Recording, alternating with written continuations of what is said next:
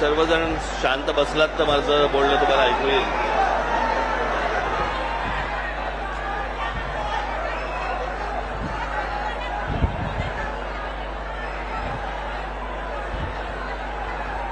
त्या माईकच्या इकडनं कोणीतरी उठले पाहिजेत ना.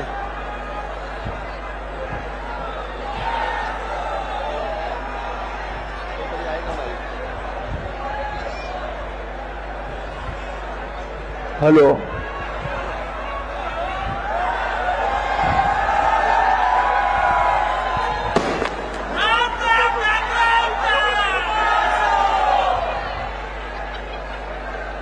आता येतं ऐकू.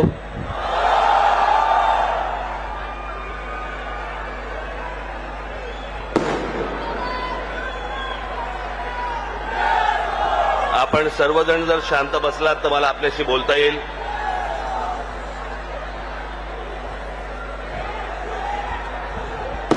इथे बरीच गर्दी झालेली आहे. हा तिकडे आणता येईल का रे माईक? हा माईक आणता येईल तिकडे? हॅलो. नाही, हॅलो. हा येतोय आवाज पाठी? येतोय आवाज? तू थांब रे. येतोय थांब जरा पुढे पुढे. हा माईक आणता येईल का तिकडे? हा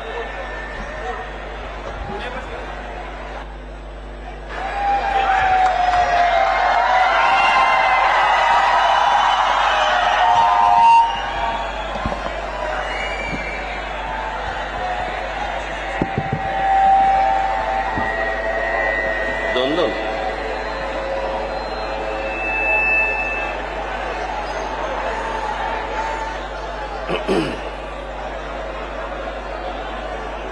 आता येत ऐकू. आता आपण जर सर्वजण शांत बसलात तर मला आपल्याशी बोलता येईल.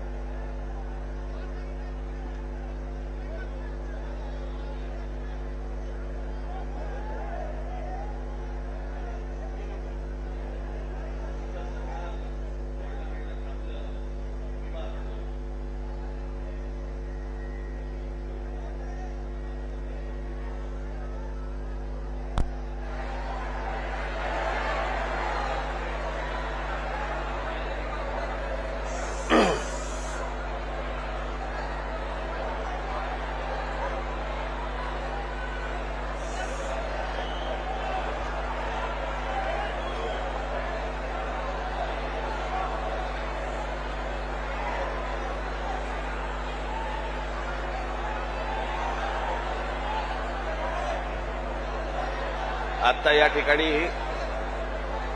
उभं राहायला देखील जागा नाहीये.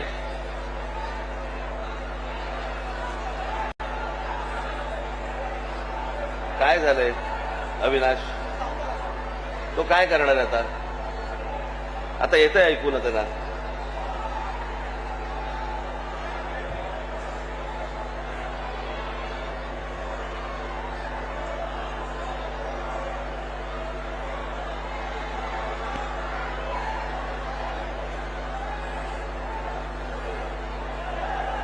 मुंबईतनं घरातून निघालो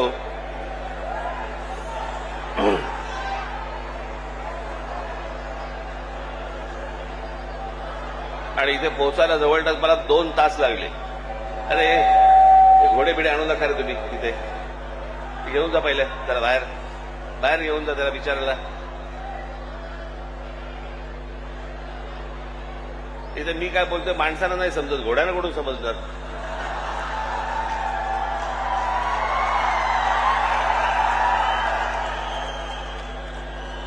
त्या बिचा एक त्याला जागा करून त्या बिचारायला. उगाच कुठेतरी गर्दीमध्ये काहीतरी घेऊन येतात.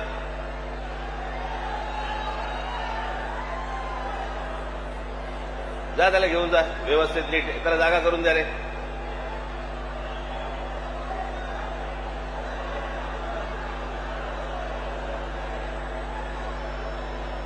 त्याला व्यवस्थित जागा करून द्या सगळ्यांनी जायला.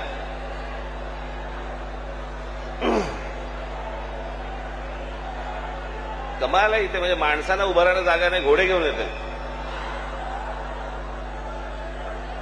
तो मुलगा उतरला का त्याच्यावरनं, का तोही गेला? तुलाच पकडलं होतं का पोलिसांनी?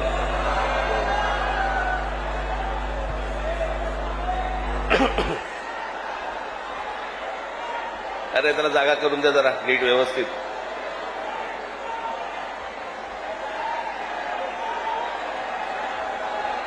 कशाला प्राण्यांवरती अत्याचार करताय? ए तुझा झेंडा हलवणं थांबव, बंद कर ते,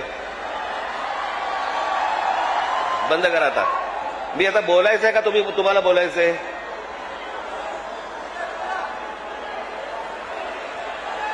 आणि हे बघा, हे कोण आहेत आता? बसा ना आता शांत.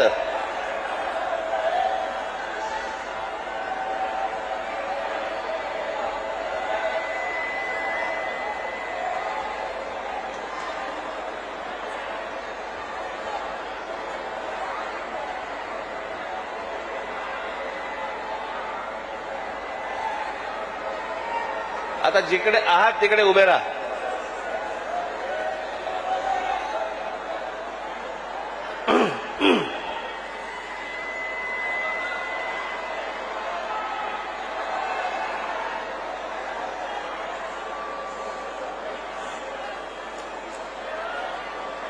मला मुंबईवरनं इथे यायला जवळपास आता 2 तास लागले.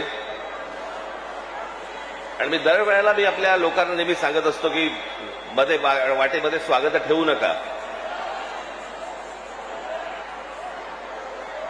त्या स्वागतामुळे तो ट्रॅफिक जॅम होऊन बसतो आणि मग ट्रॅफिकमुळे मला यायला त्रास होतो.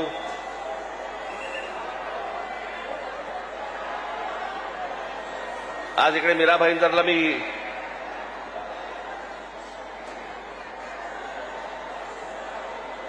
मुद्दामून आलो.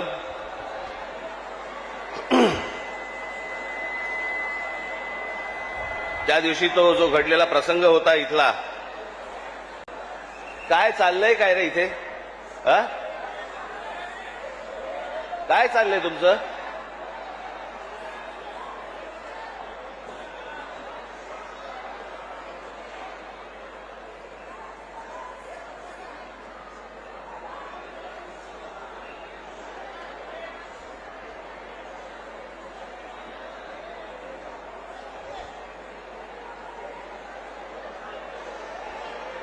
आता जागा नाही तर कुठे येणार तुम्ही?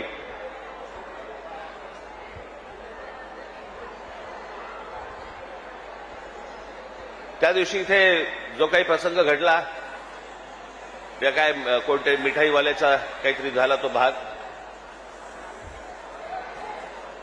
आता कानावरती जर मराठी समजत नसेल तर कानाखाली बसणारच मराठी.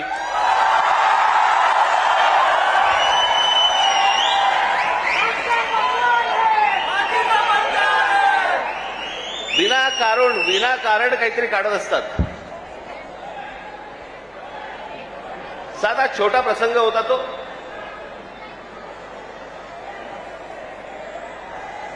मोर्चासाठी म्हणून तिकडे जे कोणी माझे मराठी सैनिक होते पाणी प्यायला गेले तर तो माणसाने विचारलं कशासाठी मोर्चा काढताय?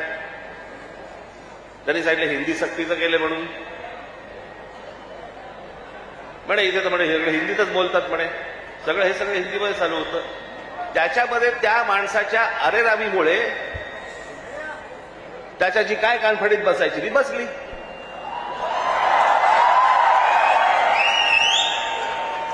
मग लगेच इकडच्या सगळ्या व्यापाऱ्यांनी बंद पुकारला. तुमच्या मारली होती, अजून नाही मारली आहे.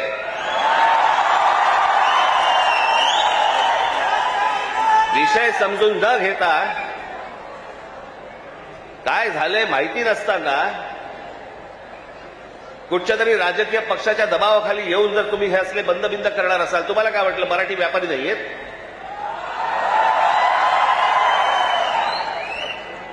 दुकानं बंद करून किती काळ राहणार आहात? शेवटी आम्ही काहीतरी घेतलं तरच दुकान चालणार ना. महाराष्ट्रामध्ये राहताय, शांतपणे राहा, मराठी शिका. आमचं काही वावडं नाहीये, तुमच्याशी काही भांडण नाहीये. पण मस्ती करणार असाल इथे तर महाराष्ट्राचा दणका बसणार म्हणजे बसणार, एवढं लक्षात ठेवा.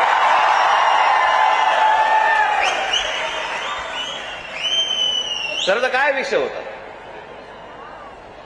पहिली ते पाचवी राज्य सरकारने म्हणे हिंदी कंपल्सरी, म्हणे हिंदी भाषा शिकलीच पाहिजे. त्याच्यावरनं खरं तर हे सगळं सुरू झालं.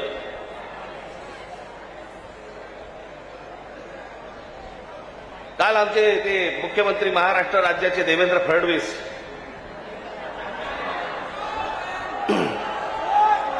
त्यांनी काल सांगितलं म्हणे तिसरी हिंदी भाषा आम्ही सक्तीची करणार म्हणजे करणार. आता राज्य सरकारला जर आत्महत्याच करायची असेल तर त्यांनी बेशक करावी.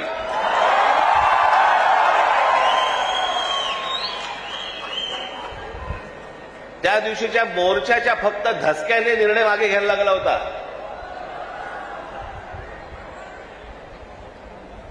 फडणवीसजी तुम्ही सांगताय ना की तिसरी भाषा आम्ही सक्तीची आणणार म्हणजे आणणार.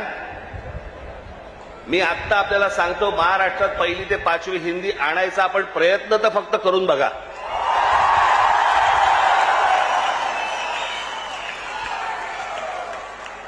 दुकानं नाही, शाळाही बंद करीन.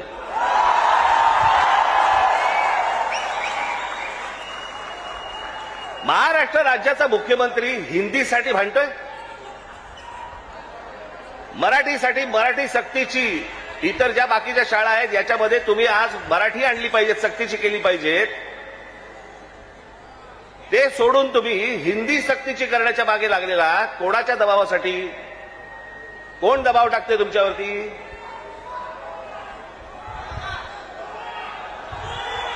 हे केंद्रामधलं हे केंद्राचं पूर्वीपासूनच आहे, काँग्रेस असल्यापासूनच आहे हे सगळं.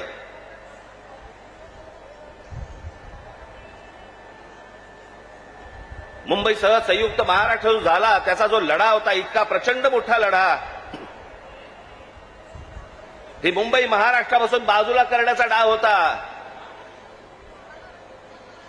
तो कोणाचा होता? काही गुजराती व्यापाऱ्यांचा होता आणि काही गुजराती नेत्यांचा होता.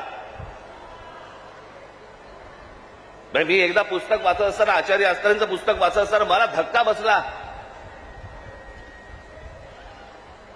की मुंबई महाराष्ट्राला मिळू नये याच्यासाठीचं पहिलं जे बोललं गेलं ते कोणाकडनं बोललं गेलं?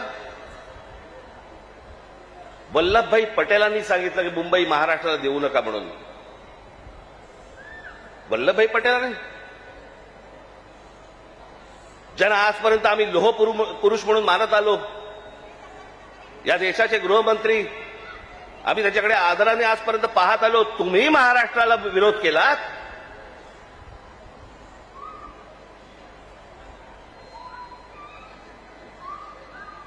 ज्या ज्या वेळेला महाराष्ट्रामध्ये आंदोलन झाली आहेत त्या त्यावेळेला हे मोरारजी देसाई गोळीबार करून लोकांनी ठार मारले होते, मराठी माणसाला ठार मारले होते इथे महाराष्ट्रात. गेले अनेक वर्षांचा ह्यांचा मुंबईवरचा डोळा आहे, अनेक वर्षांचा. हे सहज नाही होते सगळ्या गोष्टी. मी त्या दिवशीच्या माझ्या भाषणामध्ये मी म्हटलं ना, हे चाचपडून बघतायत, तुम्हाला चाचपडून तपासून बघतायत की हिंदी भाषा आणली, बघू महाराष्ट्र विरोध करतोय का, बघू मराठी माणूस पेटतोय का, बघू मराठी माणूस जिवंत आहे का. आणि तो जर शांत दिसला तर हिंदी ही भाषा आणणं ही त्यांची पहिली पायरी असेल. आणि हळूहळू हळूहळू हळूहळू या सगळ्या गोष्टी करून मुंबई ताब्यामध्ये घ्यायची आणि ती गुजरातला मिळवायची, हे ह्यांचं स्वप्न आहे.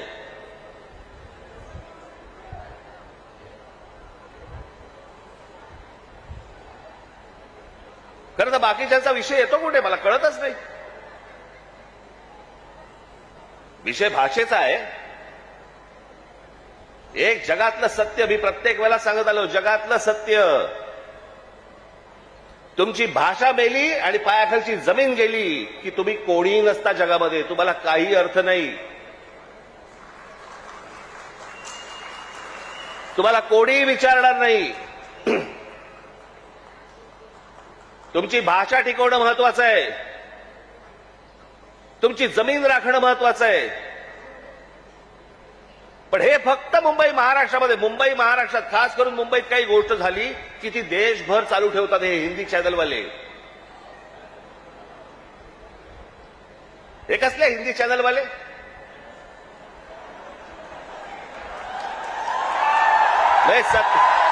हे खरं तर या सत्ताधाऱ्यांच्या चपलेखालची ढेकणं आहे ती.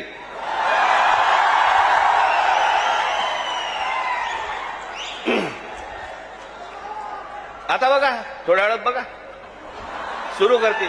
राज ठाकरेंने उगला जहर.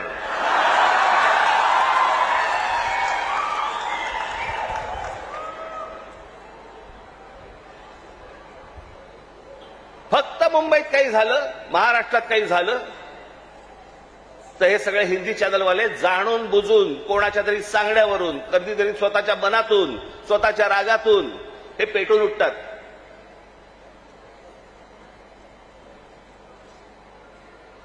माझ्या बिहारमधले जे काही लोक आहेत, माझं त्यांनाही विचारणं आहे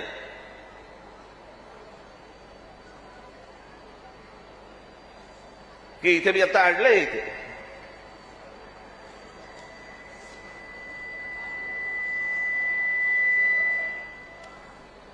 28 सप्टेंबर 2018. ऐका नीट मी काय बोलतोय. 28 सप्टेंबर 2018 धुंदार, हिम्मतनगर जवळ, जिल्हा साबरकांठा, गुजरात, 14 महिन्याच्या एका मुलीवरती बलात्कार झाला. ती मारहाण, त्याच्यानंतर बिहारी लोकांना गुजरातमध्ये मारहाण केली आणि जवळपास मारहाण करून 20,000 लोकांना गुजरातमधनं बिहाऱ्यांना हाकलून दिले, बाहेर काढले. झाल्या का बातम्या?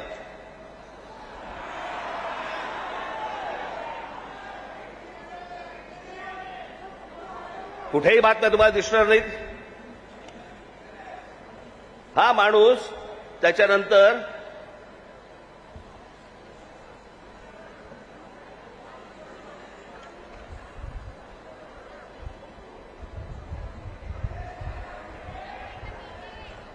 त्याच्यानंतर याने भारतीय जनता पक्षामध्ये प्रवेश केला, त्याला तिकीट दिलं गेलं आणि तो आमदार देखील झाला.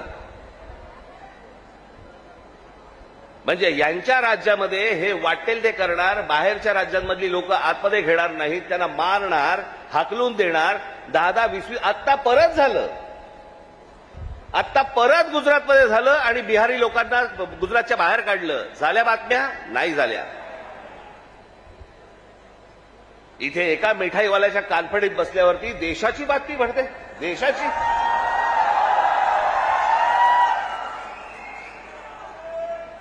देशामध्ये चित्र असं रंगवलं जातं की बघा मुंबईमध्ये, महाराष्ट्रामध्ये अमराठी लोकांना कसे मारतायत.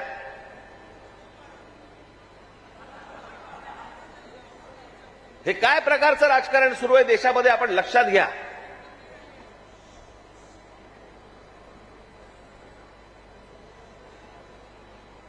कसली कोणती हिंदी घेऊन बसलो आपण, ज्याला साधा 200 वर्षाचा इतिहास आहे.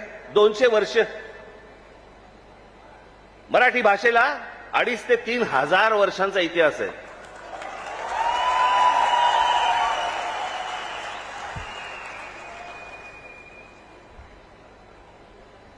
मराठी भाषेला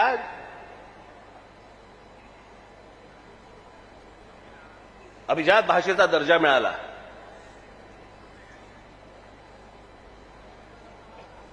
या शिवतीर्थावरती इथे मुंबईला पंतप्रधान नरेंद्र मोदींच्या समोर मी त्यांना सांगितलं होतं, माझ्या फक्त 5 गोष्टी आहेत, 5 अटी आहेत गोष्टी. त्यातली एक पहिली, मराठीला अभिजात भाषेचा दर्जा तुम्ही द्या. पंतप्रधान झाल्या दर्जा दिलाय. वर्ष झालं, 1 रुपया नाही आलाय. हिंदी भाषेला म्हणजे गंमत बघा, एखाद्या भाषेला जर समजा अभिजात भाषेचा दर्जा द्यायचा असेल तर त्याला कमीत कमी 1400 वर्ष जुनी ती भाषा पाहिजे. बरोबर ही अट आहे, कमीत कमी. म्हणजे हिंदीला अभिजात भाषेचा दर्जा मिळायला अजून 1200 वर्ष आहेत. 1200 वर्ष आहेत आणि ती भाषा तुम्ही आमच्या लहान मुलांवरती आणि आमच्यावरती लादणार. हिंदी या भाषेमुळे हिंदी चित्रपट सृष्टीतल्या नटनट्यांचं भलं झालं, याच्या पलीकडे कोणाचं भलं झालं जरा सांगा मला. नाही, साधी गोष्ट आपण पकडूया की उत्तर प्रदेश, बिहार, मध्य प्रदेश, राजस्थान इथे हिंदी बोलली जाते. मग हे लोक उठतात आणि महाराष्ट्रामध्ये नोकरीसाठी काय येतात? जर हिंदी भाषेमुळे जर तुमचंच भलं झालं नसेल आणि तुमचीच राज्य मोठी झाली नसतील आणि तुम्हाला जर दुसऱ्या प्रदेशामध्ये जाऊन जर समजा तिकडे येऊन नोकऱ्या कराव्या लागत असतील, नोकऱ्या मागाव्या लागत असतील, गुजरात सारख्या राज्यामध्ये जाऊन तिकडे जर समजा तुम्हाला मार खावा लागत असेल, हिंदीने काय भलं केलं तुमचं? कोणती भाषा घेऊन बसलोय आपण? आणि त्या भाषेसाठी म्हणून महाराष्ट्राचा मुख्यमंत्री पेटलाय. मला कारणच नाही कळलं.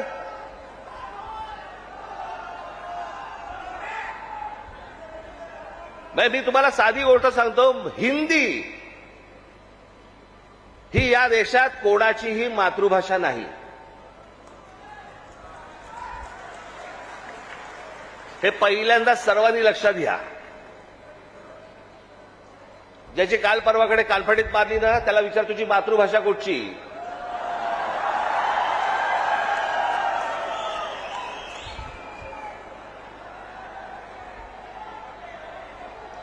अहो, हिंदी ही इकडच्या तिकडच्या सगळ्या कडबोळ्यातनं तयार झालेली 100-200 वर्षापूर्वीची भाषा. बाकीच्या सगळ्या तर केवढ्या जुन्या भाषा आहेत.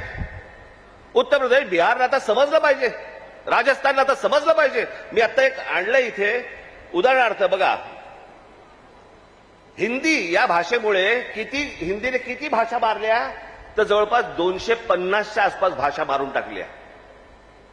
त्याच्यामध्ये कांगरी, गडवाली, कुमाऊनी, अवधी, हरियाणवी, ब्रज, भोजपुरी, मगधी, बाघेली, छत्तीसगडी, बुंदेली, माळवी, भिल्ली, नागरी, बागरी, मारवाडी अशा अनेक भाषा आहेत.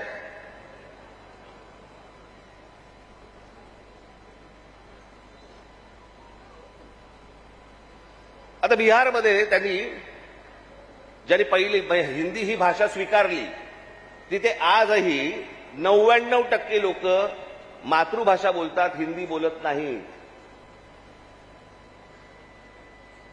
म्हणजे अशा तर मी तुम्हाला सांगतो,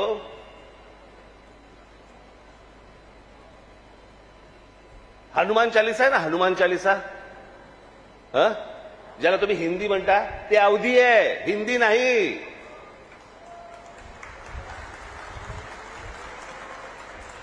पहिल्यांदा भाषा आपण नीट समजून घेतली पाहिजे. मराठी भाषेचा आपण इतिहास नीट एकदा समजून घेतला पाहिजे. पण ह्यांना भाषेवरती यांचं प्रेम नाहीये. माझं तर सगळ्या भाषांवरती प्रेम आहे. माझा तर दावा कदाचित चुकीचा नसावा,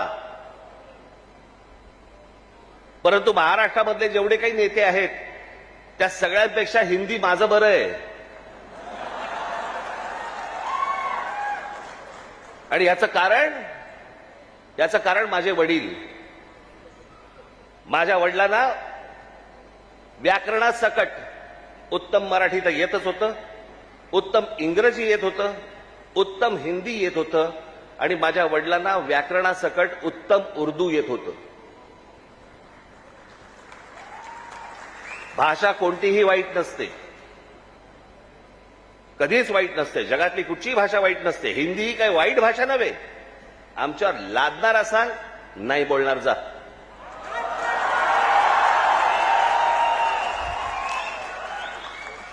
आणि लहान मुलांवरती तर नाहीच नाही. काही विषयच येत नाही या गोष्टींचा. त्यांचं राजकारण काय चालू आहे ते पहिलं बघा तुम्ही. हे या सगळ्या गोष्टी मी तुम्हाला आत्ताच सांगतोय. मी माझ्या पत्रामध्ये पण दिलं होतं, आम्ही हिंदू आहोत, हिंदी नव्हे.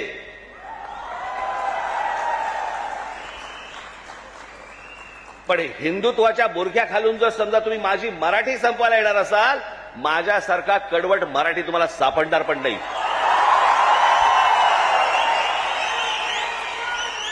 हिंमत असेल तर हात लावून दाखवा तुम्ही. आणि हे सगळं षडयंत्र तुम्ही नीट समजून घेतलं पाहिजे. षडयंत्र मुंबईला जर हात लावायचा असेल तर या ठिकाणच्या सगळ्या मीरा भाईंदर पासून तिथे पालघर पर्यंतच्या सगळ्या जेवढ्या मतदारसंघ आहेत, हे मतदारसंघ ह्यांना अमराठी लोकांचे करायचे आहेत.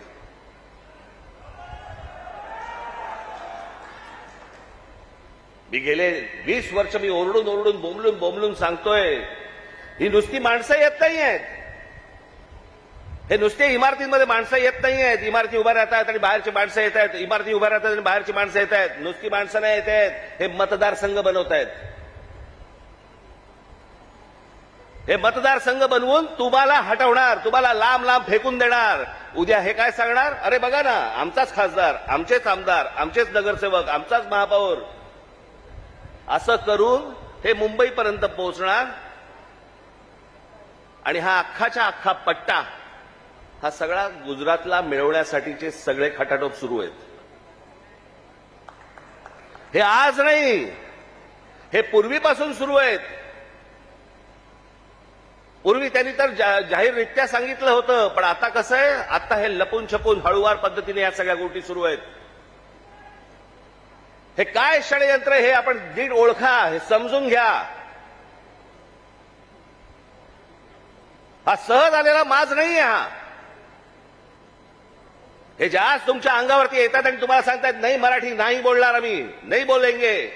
हा जो माज आहे ना, हा माज तिथून आलेला आहे, तिथून.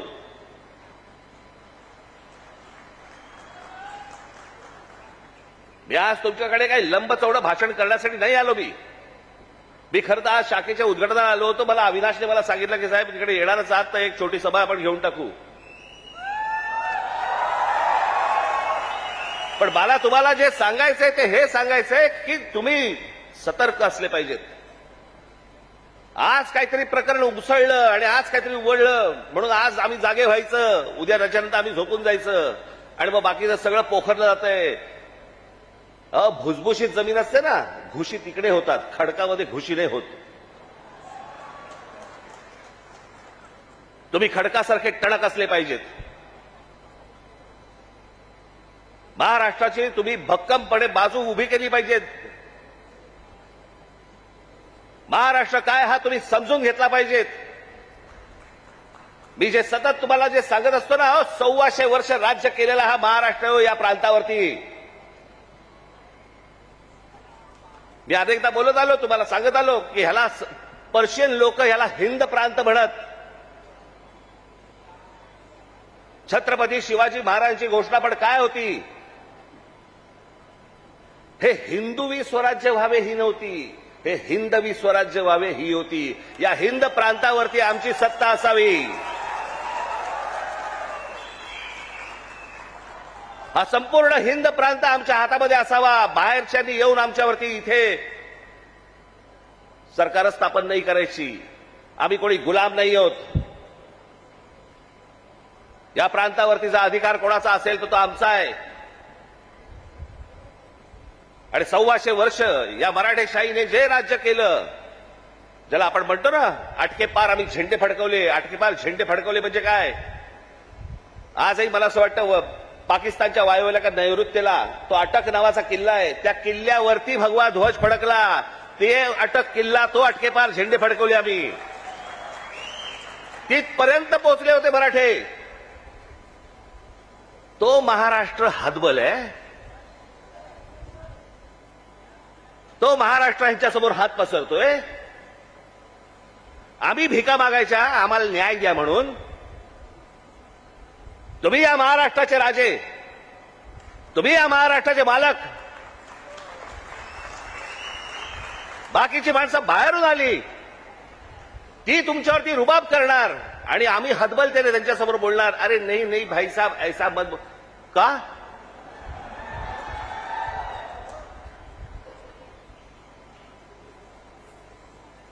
स्वतःहून काही करायची आपल्याला गरज नाहीये.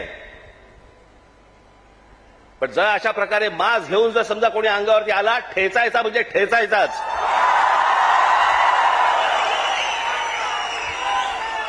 त्या दिवशी तो कोणतरी भारतीय जनता पक्षाचा एक खासदार कोणतरी दुबे नावाचा कसा काय बोलला, मराठी लोगों को हम यहां पे पटक पटक के मारेंगे. झाली का हो केस त्याच्यावरती? हिंदी चॅनल वाल्यांनी दाखवलं का? पुढे चालवलं का? काही नाही. बघा कसं असतात, कसे असतात ते बघा. तू आम्हाला पटक पटक के मारणार दुबे?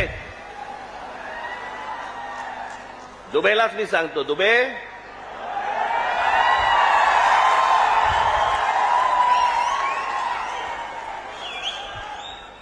तुम मुंबई में आ जाओ.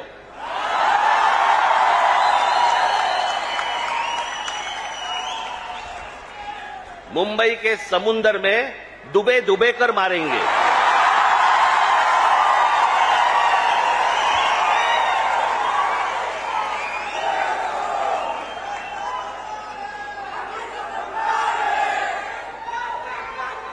त्याला हिंमत होते बघा कशी. तुम्ही जर काही बोललात तर त्याची राष्ट्रीय बातमी होते. तुम्ही जर कुठची मराठी माणसाबद्दल काही गोष्ट बोललात तर ती राष्ट्रीय बातमी. पण हे ज्यावेळेला बोलतात त्यावेळेला त्यांना माहिती असतं सरकार आमच्या मागे आहे.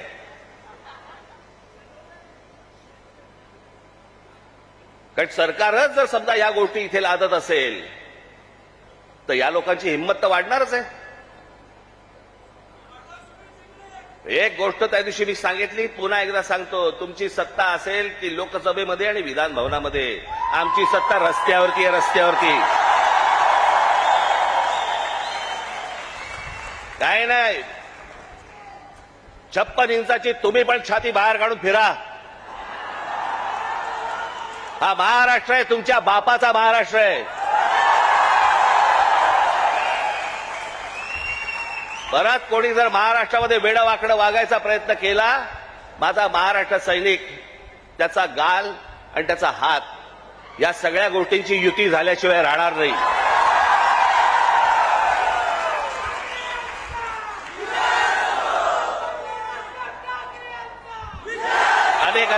अनेक ते आता सरकारी पत्रकार असतात, काही बेरोजगार पत्रकार असतात. आणि मग ते बेरोजगार पत्रकार कुठच्या युट्यूब चॅनल बिनलवरती जातात आणि म्हणतात की तुम्हाला माहितीये की नाही, ही फडणवीसांनी लिहिलेली स्क्रिप्ट आहे. हा कोणता स्क्रिप्ट रायटर आहे मला अजूनपर्यंत कळलेला नाही, जो स्वतःचा अपमान पण त्याच्यामध्ये लिहितो. ज्याला हे सगळं मागे घ्यावं लागलं, सगळ्यांकडनं दबाव आल्यानंतर मी हे दोन्ही GR मागे घेत आहे, हे स्क्रिप्ट रायटर लिहू शकतो. पण हे काय चालू आहे? हे तुमच्या मनात काहीतरी विष घालवणं सुरू आहे की हे बघा, हे आतून सगळे एक येतं, बघा हे सगळं असं सगळं सुरू आहे. कशाचाही संबंध नाही आहे. कोणाशी माझी मैत्री असो, दुश्मनी असो, काहीही असो, एक गोष्ट निश्चित सांगतो, महाराष्ट्राच्या बाबतीत, मराठी माणसाच्या बाबतीत आणि मराठी भाषेच्या बाबतीत राज ठाकरे कोणाशी तडजोड करणार नाही. याच्या आधीही केली नाही, आत्ताही केली नाही आणि पुढेही करणार नाही. मला असं वाटतं तुम्ही देखील त्याच पद्धतीने महाराष्ट्रामध्ये राहिलं पाहिजे, जगलं पाहिजे, वावरलं पाहिजे. आणि जे कोणी इथे राहत असतील मराठी लोक, मी त्याविषयी माझ्या एका मित्राचा दाखला दिला होता, बाकीच्यांनी देखील लवकरात लवकर मराठी शिकण्याचा आपण प्रयत्न करावा. आम्ही तुमच्याशी मराठीत बोलू.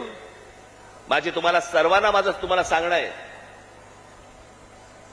ज्या ज्या ठिकाणी जाल, दुकानात गेलात, बसमध्ये गेलात, ट्रेनमध्ये गेलात, टॅक्सीत बसलात, कुठेही गेलात, जास्तीत जास्त प्रमाणात म्हणण्यापेक्षा कायमस्वरूपी तुम्ही समोरच्याशी मराठीमध्येच बोला, त्याला मराठीत बोलायला भाग पाडा.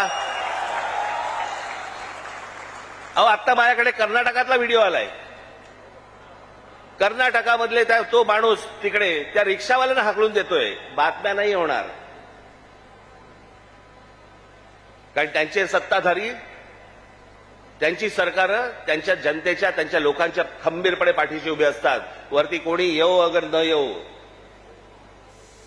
हे महाराष्ट्रच फक्त भोगत आला आणि महाराष्ट्रच फक्त भोगतोय. त्यांना काय वागायचे त्यांचं त्यांनी वागावं.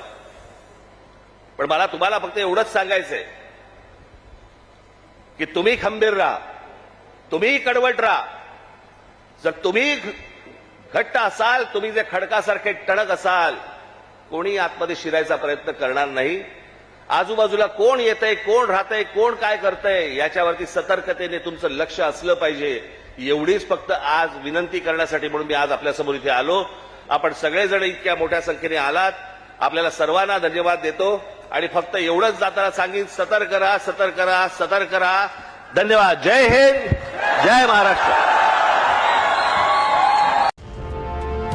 मराठी माणसाचं आणि महाराष्ट्राच्या हक्काचं न्यूज चॅनल मराठी न्यूज 9.